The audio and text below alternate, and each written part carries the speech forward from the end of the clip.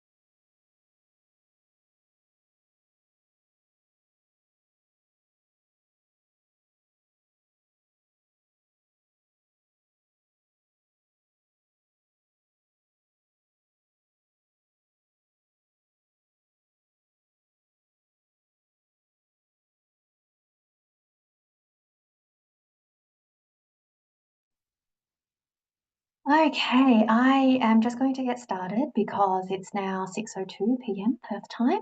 And just want to say thank you once again for joining us right on time. Before we start the session, I just want to quickly go through some of the logistics of this webinar. So you should see in one of the taskbars is the Q&A function. So we would recommend that throughout the session, if you have any questions, please put them in the Q&A box, and we have a whole team on hand to answer those questions throughout the session. So make sure that you list everything in the Q&A. But without further ado, I'm going to get started. So today's session is all about medicine. Thank you for joining us. Before we start, I do want to do an acknowledgement of country. The University of Western Australia acknowledges that we are situated on Noongar land and that the Noongar people remain the spiritual and cultural custodians of their land and continue to practice their values, languages, beliefs, and knowledge. Tonight, I am very, very privileged to be joined by a whole host of speakers. So my name is Alison, and I am one of the International Relationship Managers here in the UWA Future Students team. I also have Associate Professor Scott McComb, who is the Associate Dean Global in the UWA Medical School. I also have Cecilia here. Cecilia is from our UWA admissions team. She is one of our senior admission officers. And then I have some current students who are studying the medicine program at the moment. So I have Kieran, Peter, and Irina with me as well. So tonight we will be going through a few different things. We'll quickly have a chat about Perth and Western Australia, especially for you who might not have been to Perth or Western Australia before, just have a bit of background on that. We'll then go through the UWA Medical School and what sets our medical school apart from other med programs. We'll hear from our current students that we have. We will go through the admission and entry requirements for medicine. And then we also have time for some Q&A where we can answer some of your questions live or through the Q&A chat as well. The last thing I want to say before I go into Perth and Western Australia is that this session is recorded. And after this session, we will be sending all of our registrants the link to the recording as well as these PowerPoint slides. So don't worry if you feel like you're missing anything, because we will send you the recording so you can watch it back. So Perth and Western Australia. This is a beautiful view from our Kings Park, and you can see the lovely city of Perth right on the Swan River.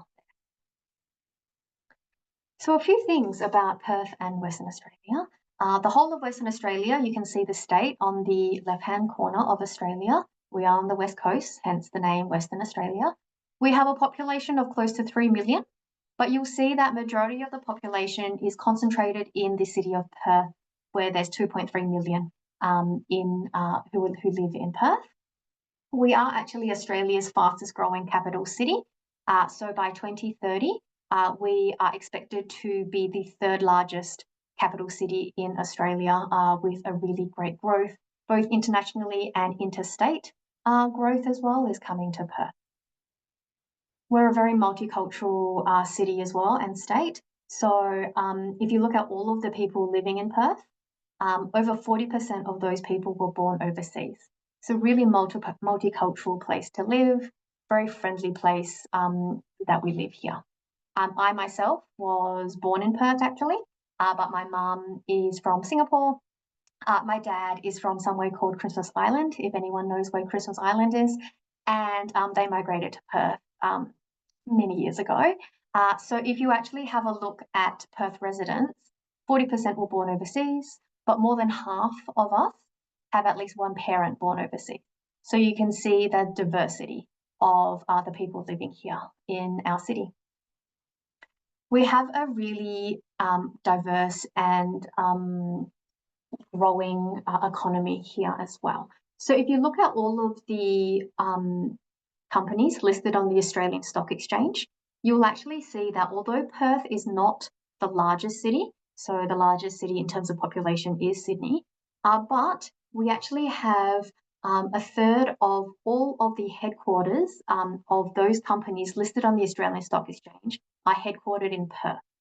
And that's really great for our students to have those opportunities, not just to go and get an internship or a job in any company, but it will a lot of times be a really big company that is listed on the Australian Stock Exchange, just because we have a lot of companies headquartered here, but a smaller population. So we have a greater demand for workers here in Perth. And as you can see on the screen there, Western Australia as a whole accounts for almost half of Australia's exports. So we are a very, very vibrant economy here. And one thing I always like to say is that we have the world's most happiest animal, which is the quokka that you see on the screen there, that is native to an island just off the coast of Perth called Rottnest. A lot of our students like to go there maybe on a weekend or during their breaks. It's a 45-minute ferry ride from Perth City, where a lot of them take selfies with the quokkas because they always look like they're smiling. Okay, so a couple of quick stats about Perth itself is that we are the sunniest capital city in Australia with more than 8 hours of sunshine a day on average. We are one of Australia's most affordable capital cities when you take into account things like public transport, accommodation, that sort of thing. We also have a lot of student discounts that other states might not have. So public transport's a great example of this, where our students will get a 40 to 50% discount on taking the bus or the train or any sort of public transport. There's a lot of student discounts we have.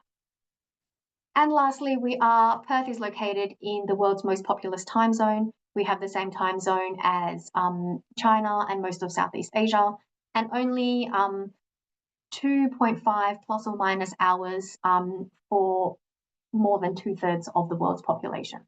So very, very easy to connect to wherever you live.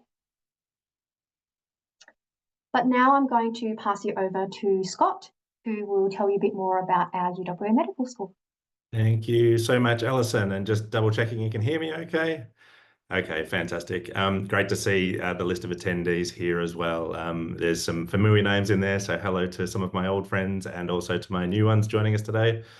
So my name is Scott McComb. I'm the Associate Dean Global at UWA's Medical School. What that means is that I look after our global footprint.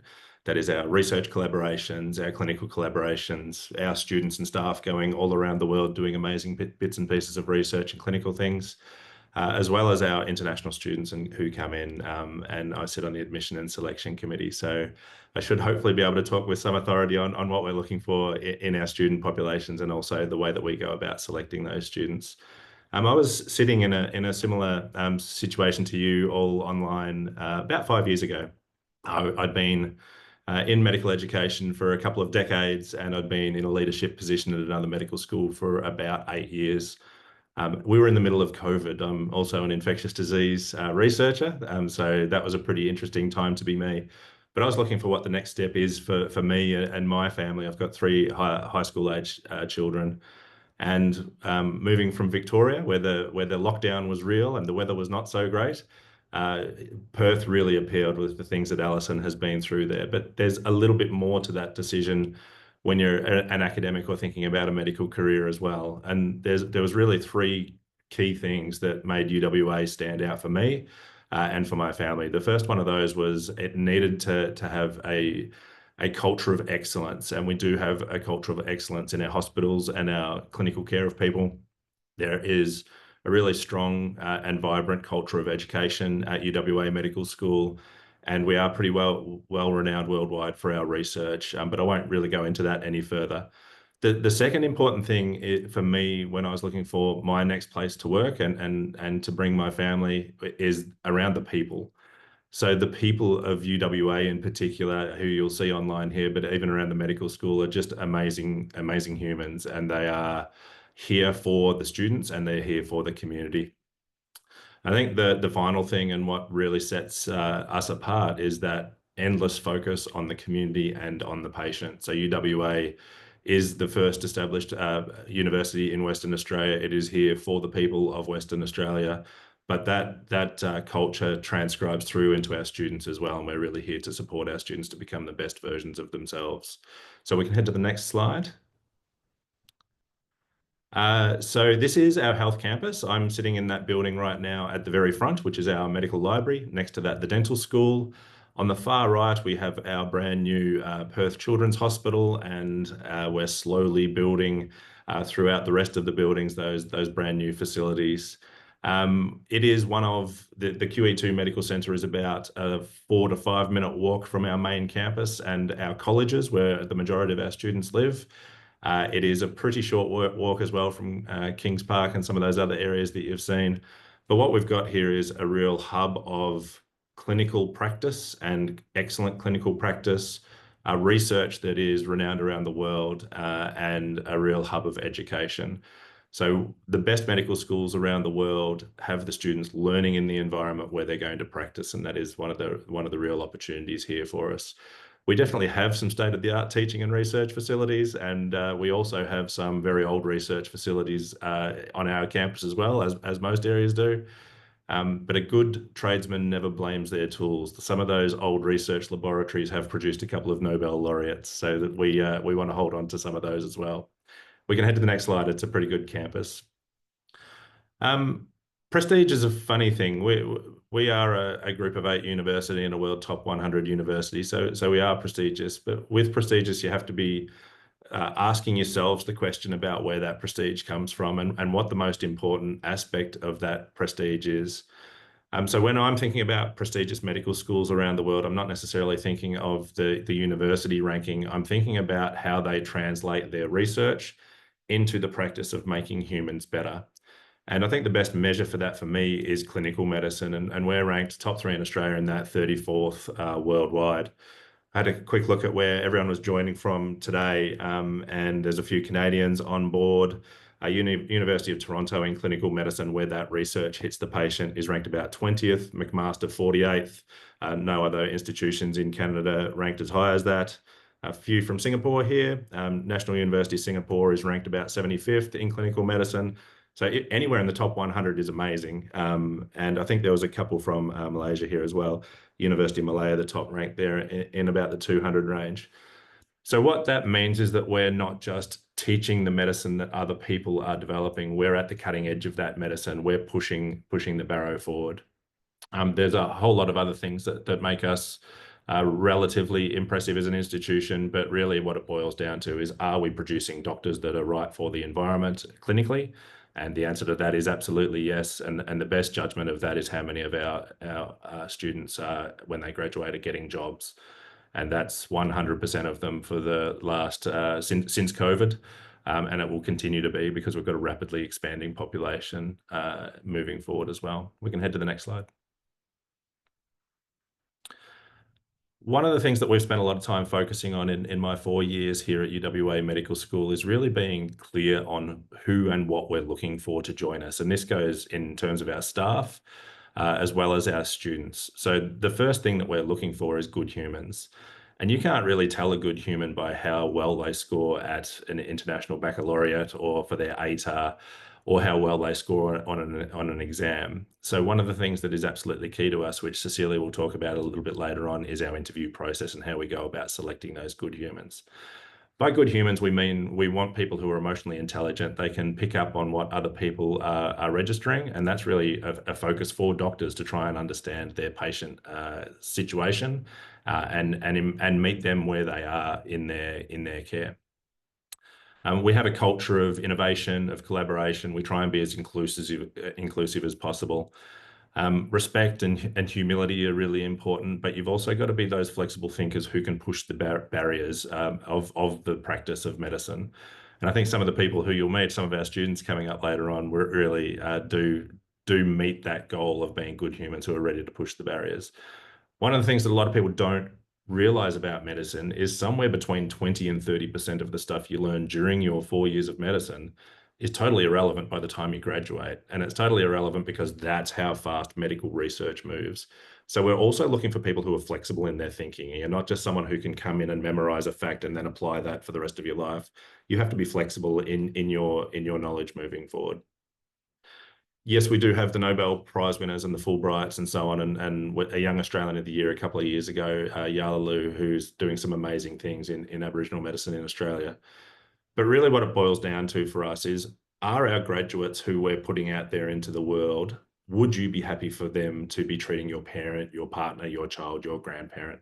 That's our measure of what we're doing well in the world. And the group that you see here on the right-hand side really exemplify that. So in here, we have the prize winners from last year. There are the prize winners for surgery and the prize winners for obstetrics. But there's also things in there that a lot of other medical schools don't prioritize. So we've got the prize winners for the most professional student and the prize winner for the most community outreach and so on.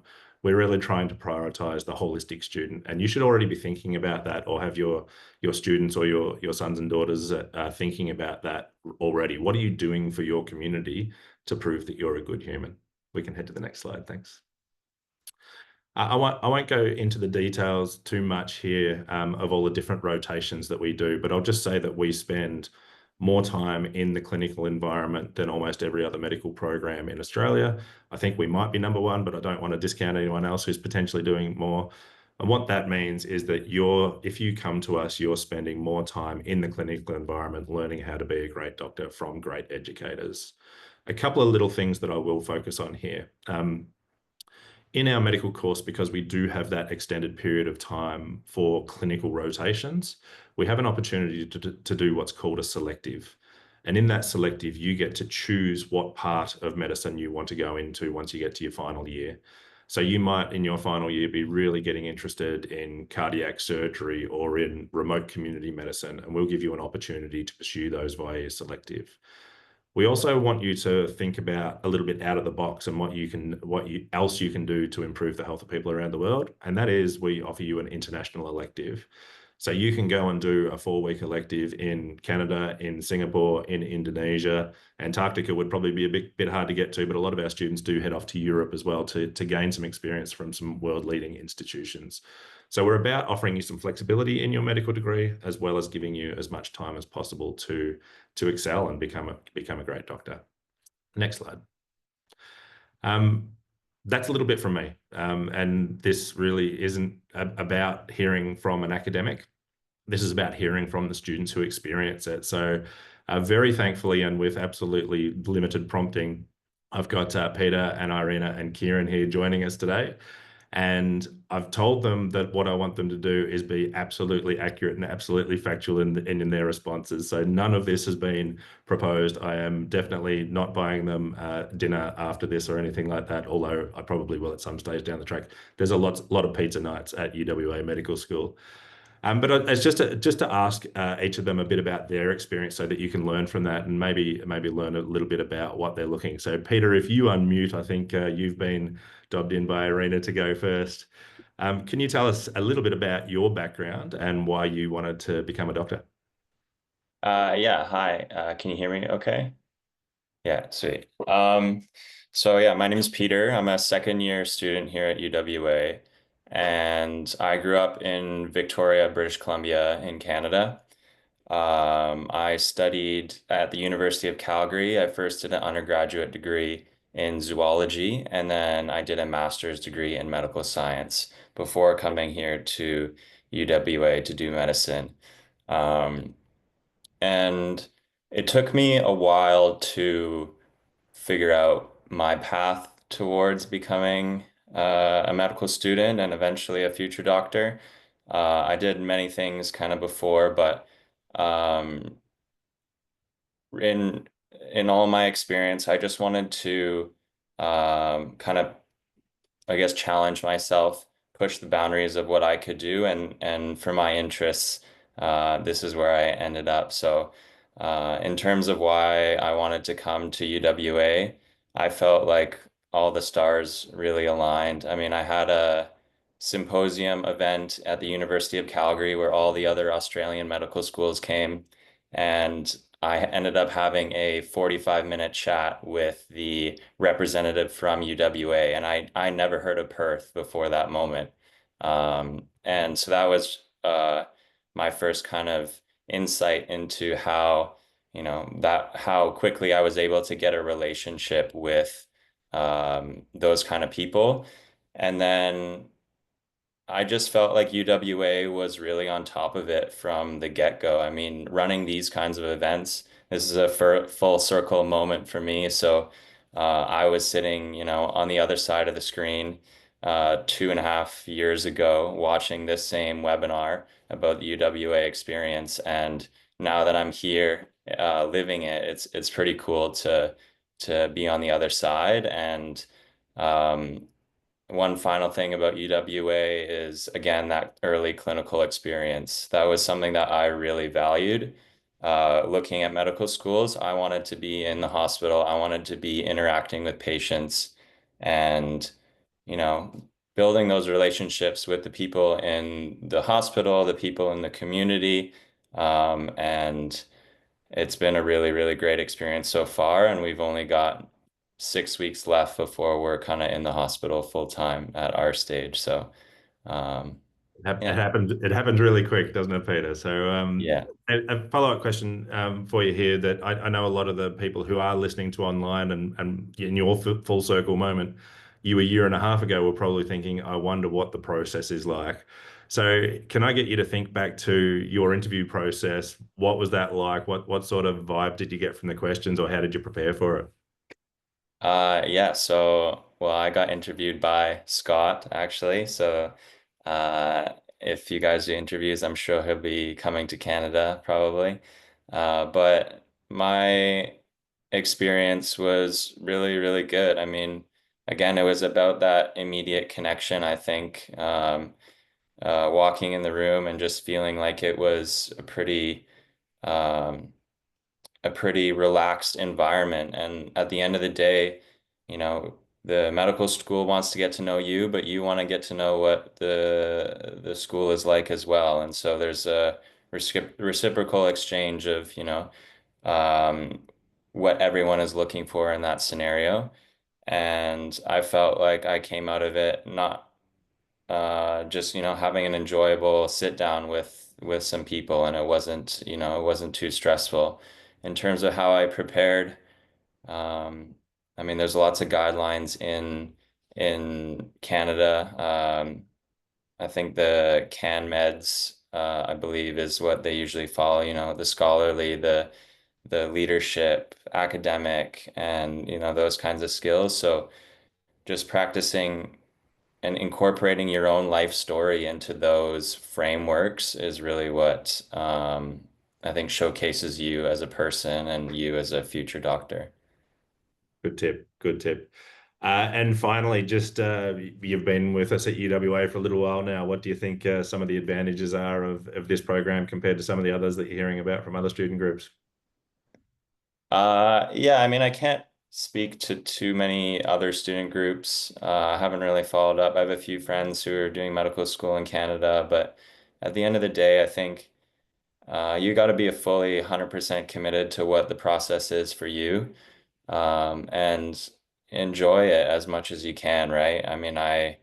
Um, I mean, Scott will attest to this. No medical school is perfect, and you kind of have to figure out, your own ways of learning and kind of roll with the punches, I guess, through the intensity of the program. But at the same time, there's been a lot of support, a lot of really good people around, in your cohort to lean on. I feel like I've made a home away from home already here. So yeah, it's been really, really great. And yeah, I don't think I could have handpicked a better place to be dropped into, going back and redoing it all over again. So Perfect. Thanks for that, Peter. Appreciate it. Appreciate the honesty. And yes, no medical school is perfect. We will aspire to it, but we'll never get there. That's what medical schools are like. Pete's also got quite an interesting group of friends who go off surfing all the time, and I can confirm that the sharks are not as bad as everyone says here in WA. Irina, you're up next. Pretty much the same first question. Tell us a little bit about your background and why you wanted to do med. Sure. Thanks for having me. My name's Irina. I'm from Vancouver, British Columbia, Canada. In terms of my schooling, I did my Bachelor of Science in Biology at the University of British Columbia. And then I also stayed there and did a research Master's of Science in Experimental Medicine there as well. And just in general, like growing up, I've always enjoyed science and just problem solving, and just generally like being curious about the world and how it works. And I've also just loved being around other people and like getting to know them and helping others and just being someone that others can rely on, is all like really important to me. And I just think those things are all really important aspects of being a doctor. And it kind of drew me to medicine just so that way I can use my knowledge and my skills to help other people navigate kind of some of the more difficult and vulnerable times in their life. And then kind of after my schooling, I then went through the process of applying to medical schools around the world. Similar to Peter, I also did my interview with Scott in person. He came all the way to Vancouver and we met and had a great chat. And yeah, it was just like a wonderful experience. And then I ended up just like taking a leap of faith. And now I'm in Perth, in my second year of the MD program as well at UWA. So yeah, same with Peter. If I were to go back, I don't think I would change anything of the experience. So yeah, I think I'm exactly where I'm supposed to be. So. Okay, thanks for that. And a couple of different questions for you. We heard from Peter about the interview and so on, so we won't go there with you, but tell us so far in your journey in med, what's been a really good point and perhaps one of the real challenges for you? Yeah, I'll start with challenges. In terms of schooling, I think just like the amount of information that you're learning so quickly. After doing like a year of medicine, I think, yeah, I think all of us in our cohort can agree that it's a lot of information. There's a lot of things you're like learning coming from all different directions. So that can definitely be overwhelming at times. And definitely it is a step up from like some of the other schooling that I've done in the past. I think medicine sometimes tends to draw people that are, high achievers, work really hard, like want to do a good job. So I think sometimes for myself personally, just, not being overly self-critical, and just like being able to like accept your faults and like working towards self-improvement without being too hard on yourself. And then also in terms of just doing medicine abroad as well, being away from friends and family, being away from the support system and like the environment that you're used to, can be difficult at times. And also just like learning to build a new support system in a new place. I feel like I've created a whole new life over here in Perth. And it's one that like when I go back to Vancouver, I do miss the life that I have here and the people that I have here after a year of being here.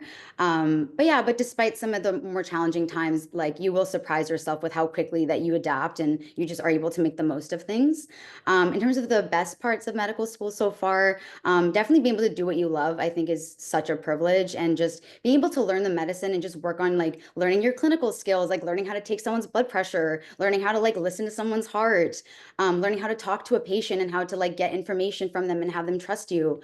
And then also just like getting to know my peers as well. I've been so lucky to have such a wonderful cohort to work with. We do a lot of team things and like group work, and everyone's so great in terms of working together, even just being able to like work on skills and just see my friends like improve and shine and like bring different things to the class and teach each other things.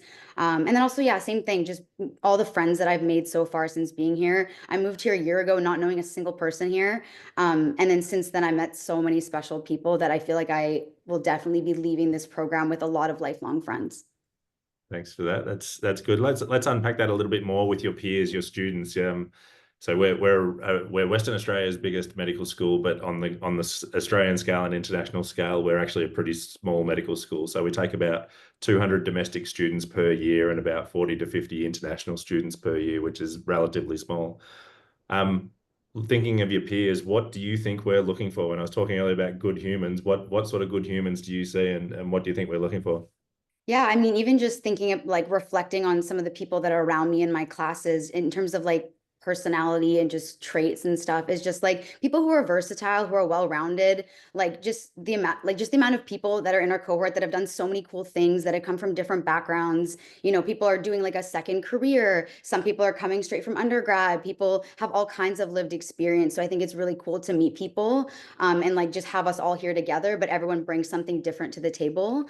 I think people who are really collaborative, who are reliable, people who will step up and be there for others, I think is something that I see a lot of in our cohort. Like I mentioned, we do a lot of group learning. But even then, like, you know, we'll work together in class, but then we'll often like just on our own go out outside of class on our own time and just meet up and practice and work on things and help each other improve if someone's struggling with something. And I think that's such a wonderful environment to be able to learn with people like that who like want to see you succeed and also will, you know, accept your help and your feedback as well. And then also just people like not even just like pure intelligence, but just people who are so open-minded and just committed to continuously learning and growing. I feel like even just after a year of medicine, you're studying a lot and you're learning so much, but you're always going to be faced with times where you don't know things or you forget something. And I think part of that is just like people who are willing to like acknowledge, you know, their knowledge gaps and acknowledge their weaknesses and be like, I'm going to do better next time. So I think that's like a lot of what I see around in our cohort. And I feel like, you know, Scott and some of the other people that are interviewing are really looking for, you know, people who are well-rounded and open-minded and, you know, committed to growing and just, you know, being better every time. Thanks for that, Irina. What we've had so far is two of our second year students. The first year students are only about 5 or 6 weeks into their experience, so we're just going to let them settle in. You won't be able to hear from them just yet, but by the time you guys all get to interviews and that sort of stuff, we do have a process where we put you in touch with those who would be a near peer support. The final one, and I'm hoping he's been able to join us. Kieran, are you online? I know that you're final year at the moment, so had to run out of some clinical learning late. Are you online with us at the moment, Kieran, or not? Yeah, I'm here. Can you hear me? Oh, there he is. There he is. Fantastic. Yeah, there's a lot of people on the screen, and there you are. So Kieran, just to introduce you, is both Irina and Peter came in as the MD. Kieran came through as the pathway, so he was on a part of the 6-year pathway, I do believe, Kieran, and is now in final year. And has been at UWA for quite a while. But Kieran is also someone who's taken on a leadership role within the student cohort as the international representative.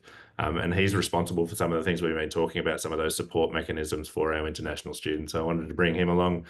Kieran, tell us a little bit about your journey through, what final year is like, what you're going to be doing next year. Okay. So I've been here for 5 years. I came in 2020. The start was a bit different due to the pandemic and everything, but it's been good so far. At first, it was very daunting coming here with no friends, no family. But I think as the years go by, you make new friends, you become more independent, which is really a great plus point in going overseas to learn. I think if it's something that you can do, you should, because it teaches you so many things. With regards to UWA and the medical school experience itself, I've met a lot of really great people, a lot of really like-minded people. And I think they'll make wonderful doctors. And the curriculum that we've gone through, it's not perfect, obviously, as you've heard from Pete and Irina. But I think the good thing about the medical school is that they do change a lot of their things according to the feedback that the students give them. So, for example, they're leaning more towards like clinical education, more clinical assessments rather than just paper-based stuff. So just that listening to students' feedback and tailoring their curriculum to what probably would be more suited to what you experience on the hospital is really a plus point. Obviously, you go through assessments, you go through medical school, you do a lot of learning, but there's also a lot of time for other things as well. So like he has done a lot of surfing, I have a couple of other friends who've picked up a lot of sport. They've done a lot of volunteering activities. So they really do give you time to take a break from medical school, pursue your other hobbies, while you have time at least. Not saying that you won't have time as a doctor, but you have less time. And university is really something or some place where you should explore what you're interested in and really take the time to enjoy the position that you're in. Let's say. And tell us a little bit about some of the clubs and opportunities through the Western Australian Medical Student Society. What can people who are coming through UWA get involved in? So there's the main Medical Student Society at UWA is called WOMS. It just represents all of the medical students. They run a bunch of events throughout the year. They've got a bunch of different subcommittees, and they organize things ranging from like academic events. So they run tutoring programs, tutoring sessions for students, to social events, to just social, to other like educational networking events as well. So really there's a whole range and diversity of things to do. They usually happen pretty frequently. They collaborate with other clubs as well. I think it's really good to get around it. And it's not a place where you feel like you won't be supported. There'll always be someone or something that's going on. If you're feeling like lonely, isolated, or you have nothing to do, there'll definitely be something. Perfect. Thanks for that. And I do know that we've got a lot of information to get running through, so we might wrap up the students there. If any of you need to go and do other things, please feel free. But if you want to hang around for questions at the end, I'm sure some people would appreciate hearing it from the students as well.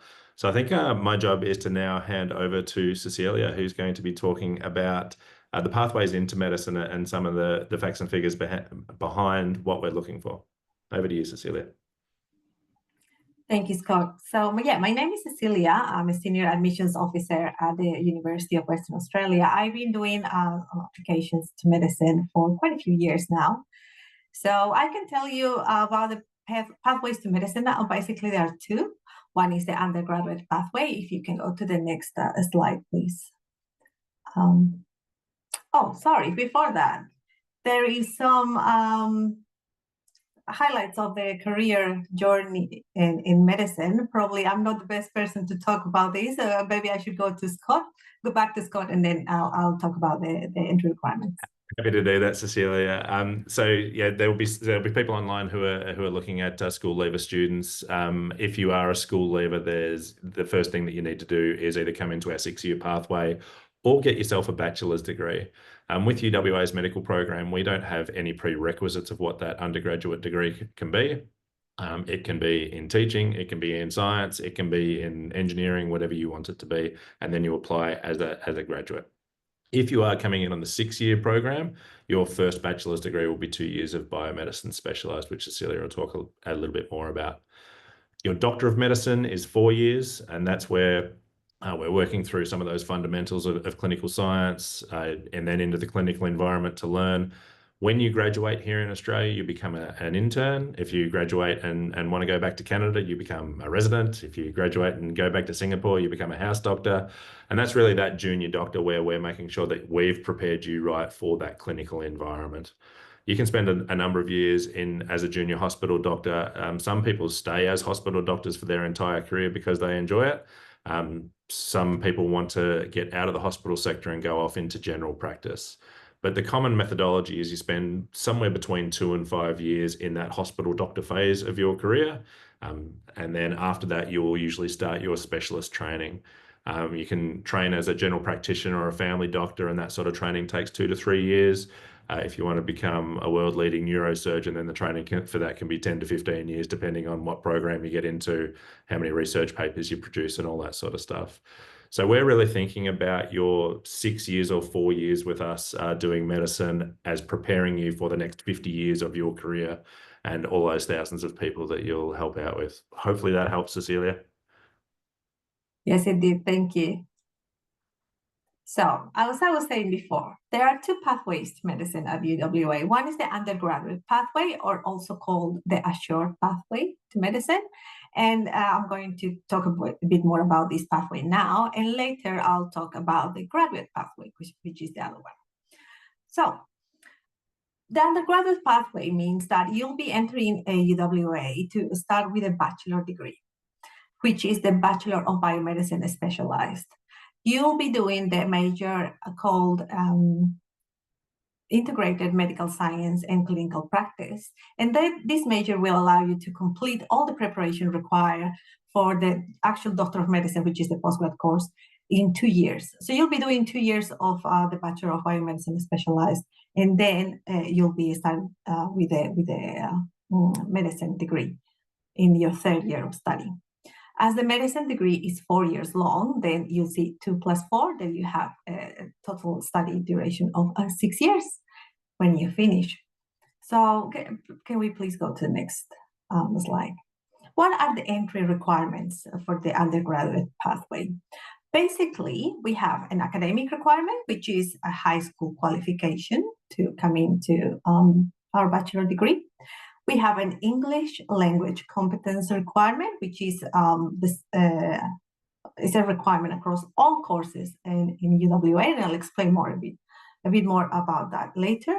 We also have a medical school admissions test, and these 3 are the basic 3 requisites that you need to consider when you are applying to us.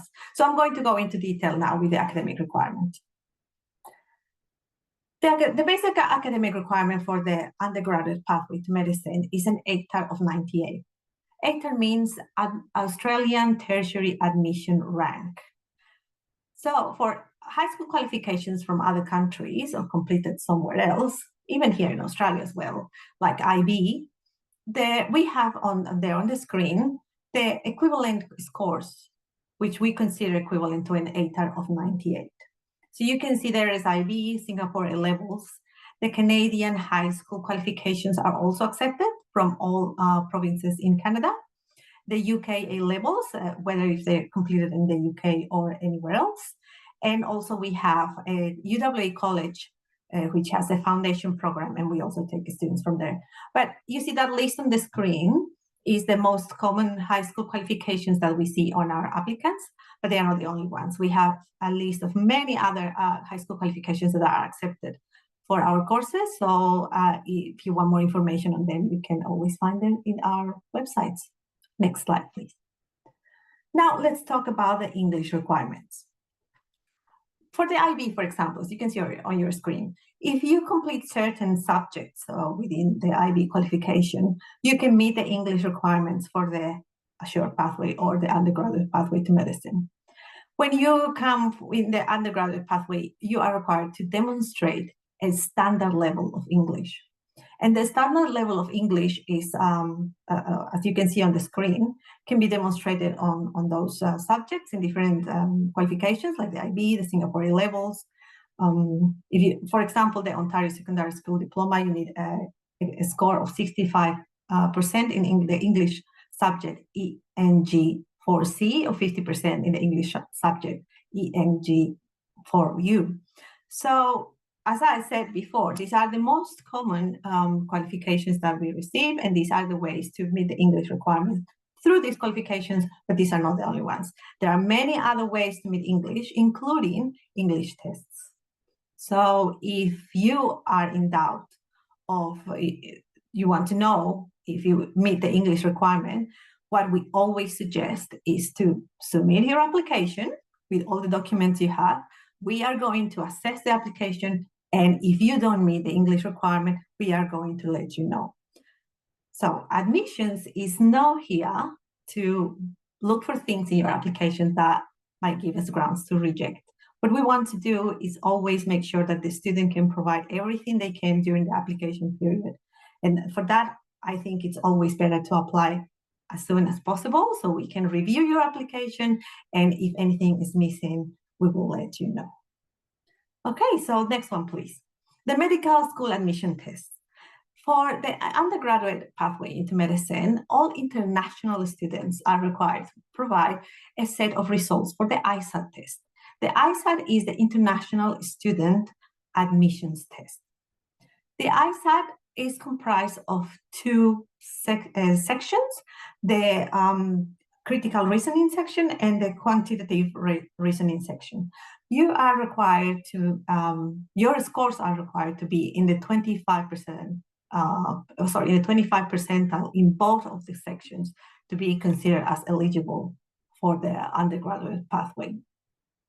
ISAT scores are valid for 2 years, and they can be, the ISAT test can be sat 4 times every year. But now, if you're planning on applying this year, make sure that you, and you haven't sat the ISAT test yet, make sure you sit the exam between 28th of April and the 9th of May, which would be the last testing window, which we will accept as results will be available before the close of applications. Also, and I have to make a clarification here, I have to make a note. There's other test called the UCAT test. That one is only for domestic applications. So for international students, we require the ISAT test only, please. Next, please. Now, what are the timelines? Applications are already open for the 2026 cohort. They open on the 1st of January 2025. So if you are keen on applying to our program, now is the perfect moment to submit your application. Applications will close on the 30th of June 2025. So as I said before, if you have any documents missing with your application, we will let you know via email, and you will have until the 30th of June to provide everything required for the application. It's our desire to see all applicants go as far as possible in the selection process, and we are here to help with any questions you may have. After the closing of the applications on the 30th of June, we are going to rank the students and shortlist the ones that will be called for an interview. So interview offers will be going out in the first week of July, and interviews will run in late July and early August. So for the undergraduate pathway, we conduct in-person interviews in Singapore and also in Perth, and most of the interviews for all the other countries are done online. Our applicants are, they receive preparation material for their interviews in advance, and after the interview period is finished, we will work on the ranking for offers, and offer letters will be released in mid-August onwards. Next one, please. So let's talk about the other pathway now, the graduate pathway. This is for students who have already completed a bachelor degree. So when they complete a bachelor degree, or they're about to complete the bachelor degree, they apply to UWA, and that's to enter the postgraduate program in which Peter and Irina and Kieran are at the moment. And that's the Doctor of Medicine, which lasts 4 years. Let's see the entry requirements for this pathway. The same as with the other pathway, we have 3 basic entry requirements: the academic requirement, the English, and the admissions test. So we're going to talk in detail about them now. The academic requirement. Basically, we need a completed bachelor degree. But if you are in progress of completing a bachelor degree at the moment, you can apply now. So for students in Australia, if they are in the last year of their bachelor degree, means the semester 1, and then they still need to complete semester 2, it's okay for them to apply right now, because what we need is the bachelor degree to be completed by the end of 2025. Another academic requirement is a selection GPA of 5.5 on a 7-point scale. The selection GPA takes into account the most recent 3 years of degree study. If you are doing a bachelor degree and you haven't finished it yet, and you obviously don't have 3 years of study, we are going to take into account all the results that you already have at the moment of application. If you have studied part-time, we are going to take a full-time equivalent of all the study you did and calculate the 3 more recent years of study. Each year in the selection GPA is weighted equally, and there is no preference or scaling given to any particular universities, field of studies, or country. No preferences at all. Next one, please. The English requirement. Now, the difference with the other pathway is that for the graduate entry, the English requirement is higher. We need you to provide evidence that you have a higher English language competence, and this can be demonstrated if by 2 successful years of full-time degree studies in the countries listed on the screen: Australia, Canada, but with the exclusion of Quebec, Ireland, New Zealand, the United Kingdom, or the United States of America.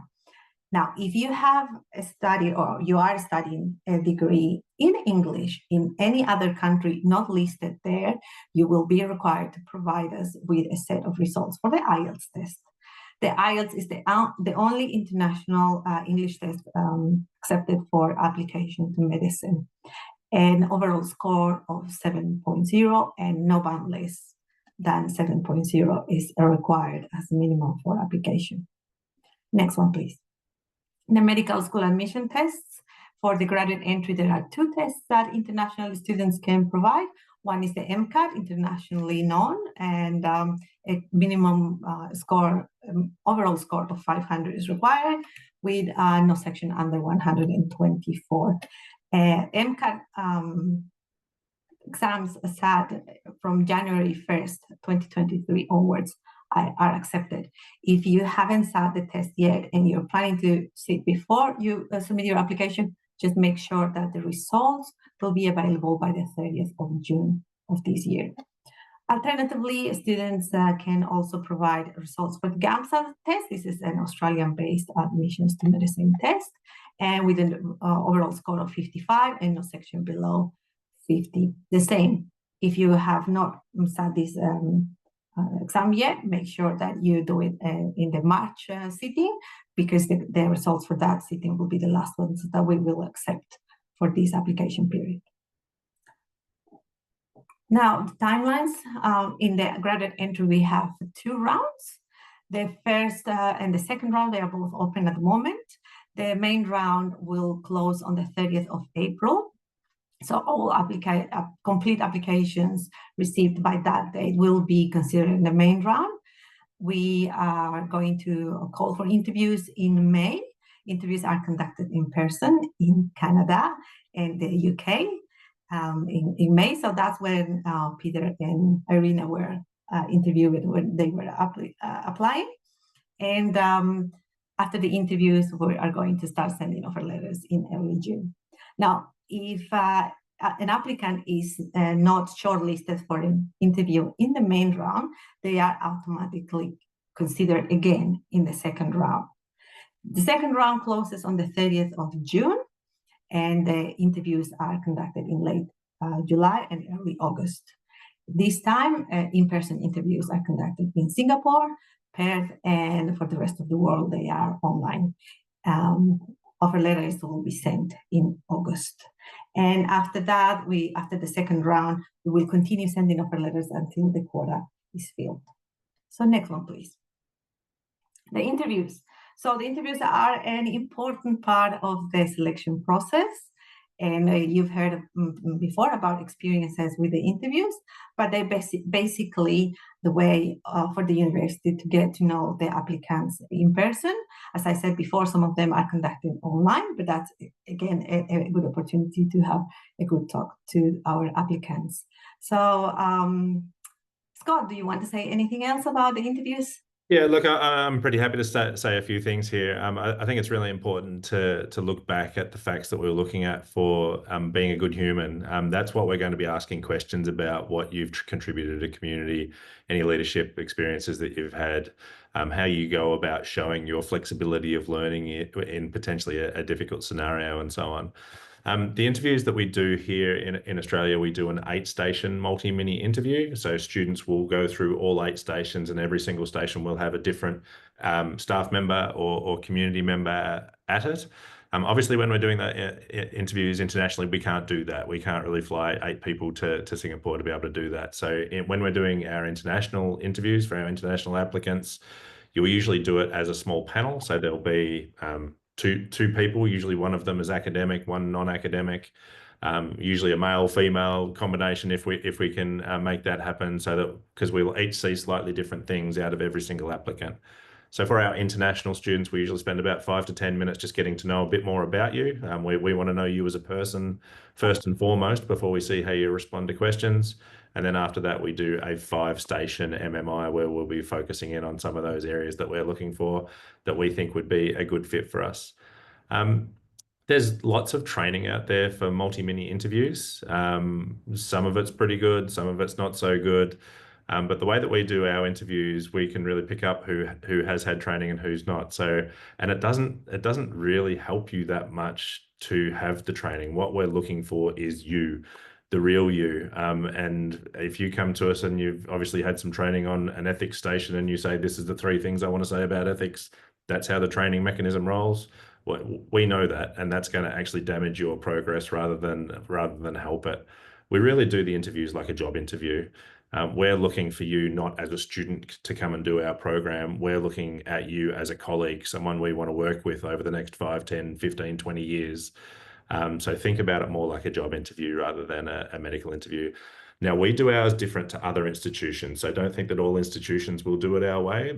The majority of institutions will do it more in a very rigorous and straightforward, standardized way. We tend to do ours a little bit more conversational, a little bit more panel. Hopefully that helps some people, and we're probably happy to take some other questions on it in the meantime. But we might throw back to you, Alison.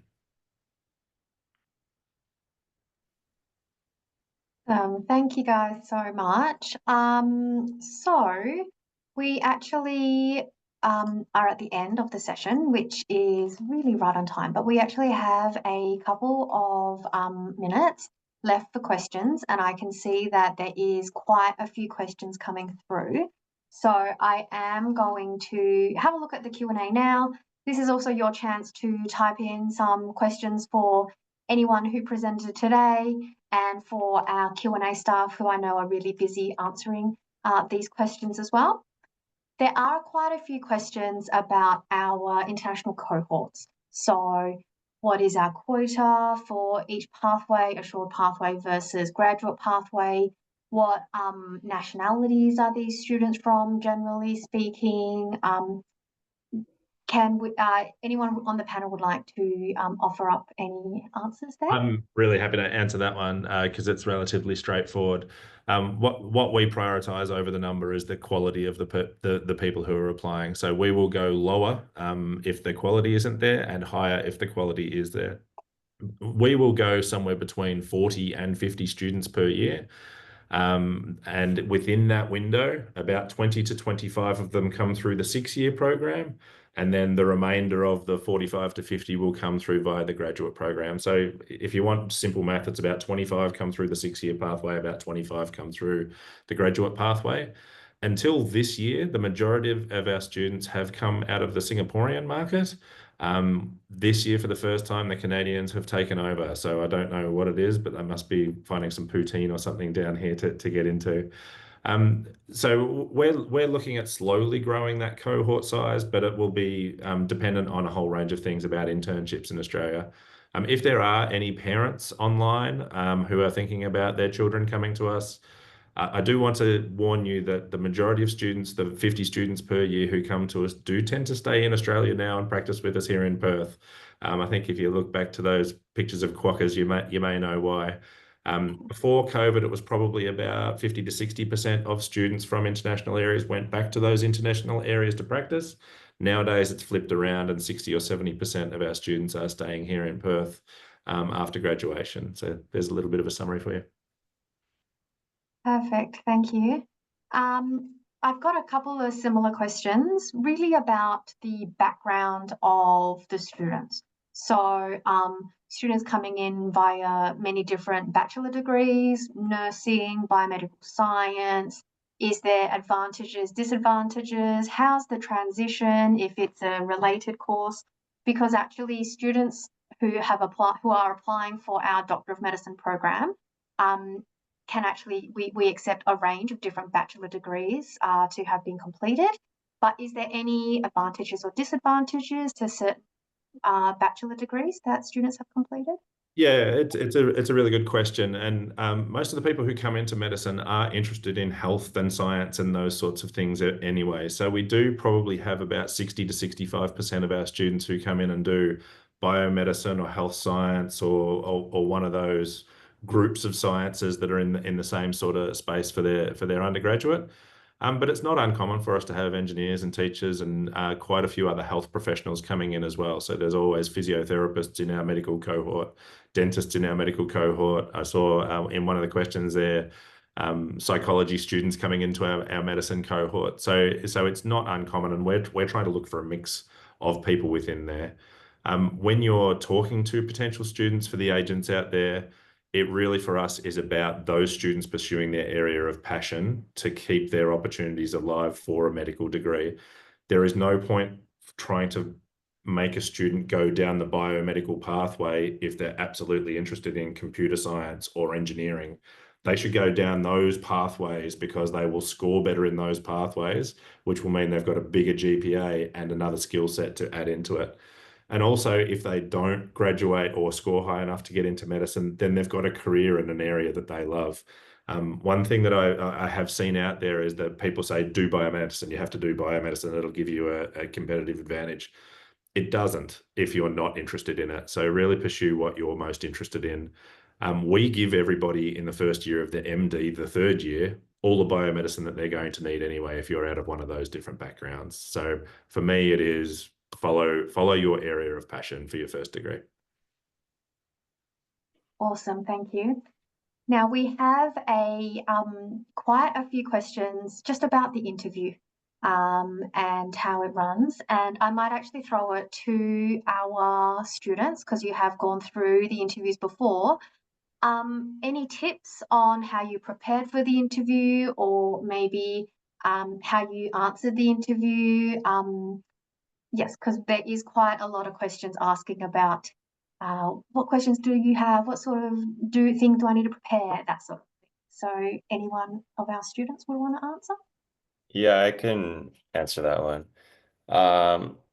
Yeah, I mean, like I said earlier, it's just about getting to know who you are, and um, you want to showcase your skills and abilities. I'm not going to give away all of Scotty's uh, tricks that he does in the interview, but it's not really tricks. It's having a good chat, getting to know, showcasing yourself, getting to know who these people are that are interviewing you, and then, yeah, some more ethical questions at the end to see how you handle different situations. And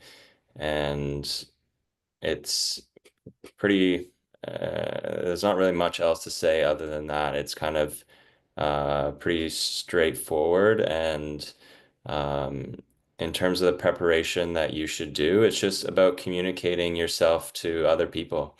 And you're going to have to do that as a doctor, right? So your ability to, um, make a connection with the person in front of you and really explain, uh, you know, the different sides of it, and being able to put yourself in other people's shoes is also probably another thing I would say about that. But yeah, uh, it's maybe Irina could also give a little bit of information about it.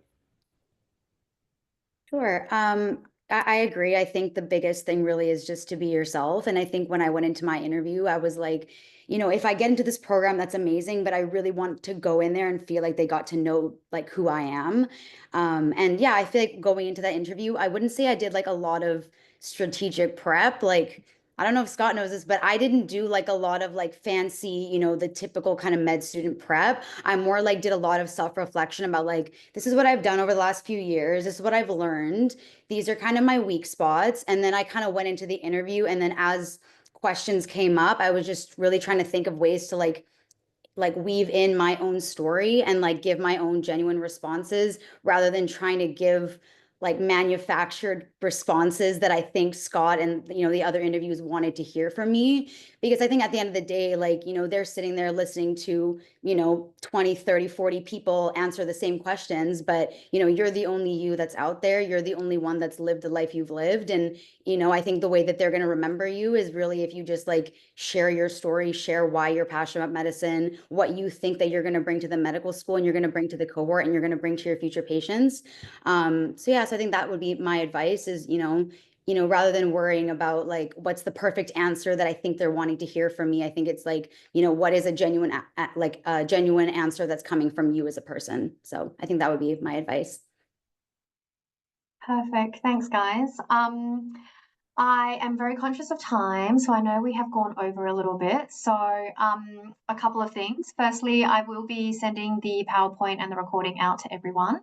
But in that email that I send you all, we will also have our contact information, because if your question was not answered, we will answer that at a later stage. So very happy for you to send your questions directly to us. There are just a couple of questions that I know can be answered super quick. So I'm just going to like speed run through this. So first one is, do you know which cities will the in-person interviews be held in Canada for main round? And I'm pretty sure it's Toronto, Vancouver, and Calgary. Correct. Yeah, perfect.